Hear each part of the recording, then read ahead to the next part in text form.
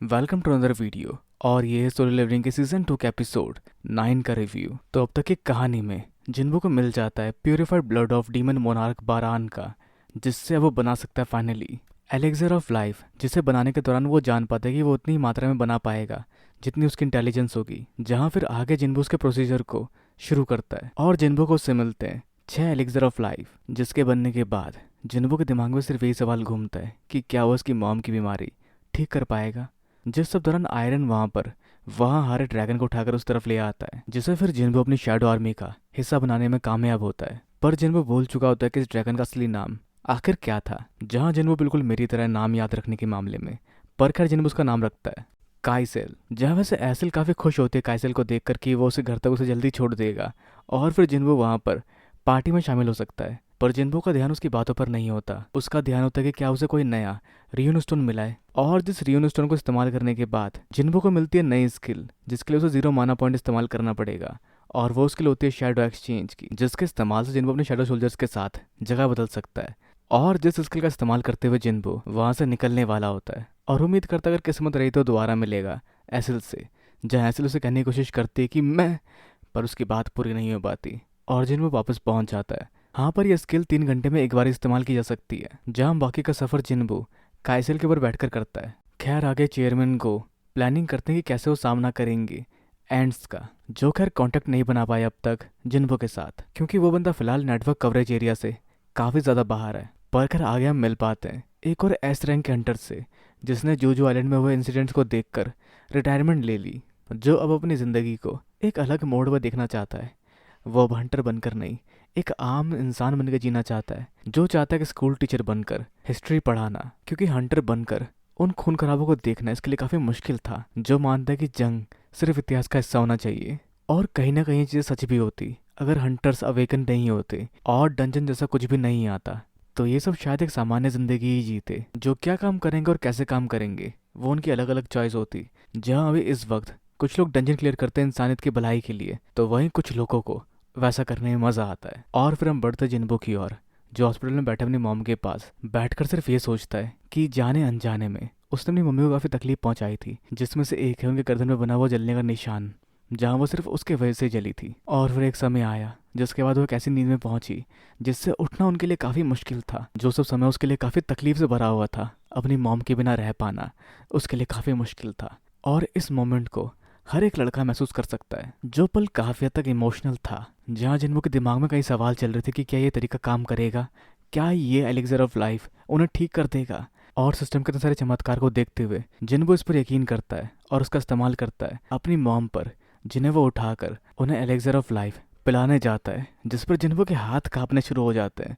पर फिर वो हिम्मत रखकर सिस्टम में भरोसा करते हुए उन्हें वो पिला देता है, जिसके उनके शरीर में जाते ही वो सभी पुराने घाव भर जाते हैं, साथ ही उनके शरीर की सभी कमियां भी एक बार फिर से ठीक हो जाती है। जो पल जिन्बो के लिए काफ़ी ज़्यादा इमोशनल था, जहाँ वो अगले ही पल उस एलेक्सर ऑफ लाइफ का सर को देख पाता है और उसकी मॉम उठ खड़ी होती है, जो जिन्बो को पहचान लेती है और पूछती हो कितने सालों से सो रही थी, जहाँ वो जान पाती है कि वो पिछले 4 सालों से सो रही थी। और फिर वो जिन्बो का शुक्रिया अदा करती है सब कुछ संभालने के लिए, जो उसके उस सब मेहनत को देख पाती है जो उनके ना होने पर उसे करनी पड़ी थी।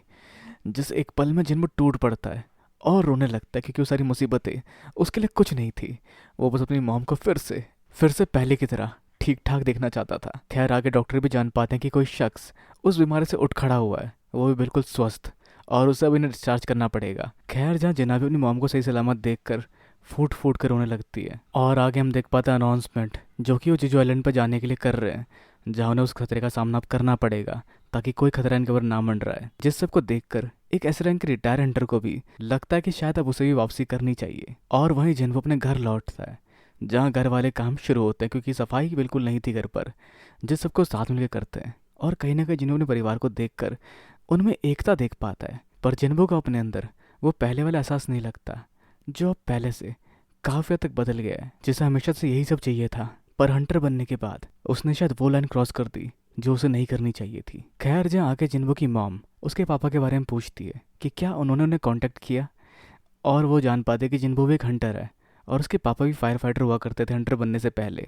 और वो भी एक हंटर ही थे जिनसे उनकी मॉम ने इसलिए शादी की क्योंकि वो काफ़ी कूल लगा करते थे लोगों को बचाते हुए, और वो जिन्हों के अंदर भी वही बातें देख पाती है। और कहानी में आगे हम जान पाते हैं कि एस रैंक हंटर के बारे में, जो कि नेशनल लेवल का हंटर है, मतलब एस रैंक हंटर में भी काफ़ी पावरफुल, जो वैसे उस रेडमैन के साथ नहीं जाने वाला, पर वो कुछ वेरीफाई करने के लिए शायद यहाँ से गुजरने वाला है। पर खैर आगे वो कांटेक्ट कर पाता जिन्बो को, और जिन्बो उनसे मिलने के लिए पहुंचता है, जिसे इस रेड में शामिल करने की बात करते हैं चेयरमैन को, जो जिन्बो के लिए लेवल अप करने का तरीका हो सकता है।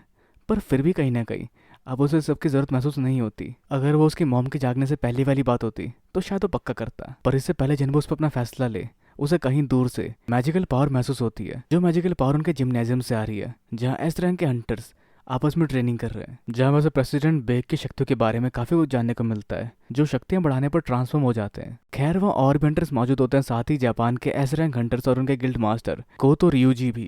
खैर जहाँ आगे जापान वाले देख पाते हैं जिन्बू को, जो हाल ही फिलहाल में एस रैंक हंटर बना है, और उन लोगों को उम्मीद होती है कि वो एक अच्छा असेसिन टाइप है, पर वो असेसिन नहीं मेज टाइप है। खैर आगे वहाँ वो उन दोनों एस रैंक हंटर्स की लड़ाई को देखकर ज़्यादा हैरान नहीं होते, क्योंकि उनके गिल्ड मास्टर काफ़ी ज़्यादा पावरफुल है। पर जो सब बात को ही समझकर वहाँ उनसे बहस करने आ जाता है। जिस शख्स का खुद का एक गिल्ड होता है, पर उसके गिल्ड में सारे सिर्फ ए रैंक के हंटर्स होते हैं, जहाँ इस बात को लेकर बहस आगे बढ़ती है कि उन्होंने इनको कमज़ोर कहा है, जिस पर इनके कैप्टन यानी जापान के कैप्टन जापानी ट्रांसलेटर से साउथ कोरियन लैंग्वेज में ट्रांसलेट करने के लिए कहते हैं, जो जापानीज ही होती है, कि अगर सब यहाँ मौजूद है तो क्यों ना एक फ्रेंडली मैच हो जाए, पर यह मुकाबला सिर्फ एस रैंक हंटर्स के बीच में होगा, और अपने नियम अपने आप तय कर लो, जिसे चेयरमैन को भी मंजूरी देते हैं, पर कुछ शर्तों के साथ, जैसे मेज हंटर इसमें शामिल नहीं होंगे, क्योंकि क्लोज कॉम्बैट या नॉन कॉम्बैट हंटर्स के साथ इतने अच्छे से नहीं लड़ पाएंगे, जिस पर हारने के कुछ रूल तय होते हैं, जैसे हाथ पकड़कर रोक देना, पीठ पर छूना और जमीन पर गिरने वाला हार जाएगा। और इसको ये 1v1 की जगह ऑल आउट कॉम्बैट कंसिडर करना चाहते हैं, क्योंकि उन्हें भी जीजू आइलैंड पर जाना है,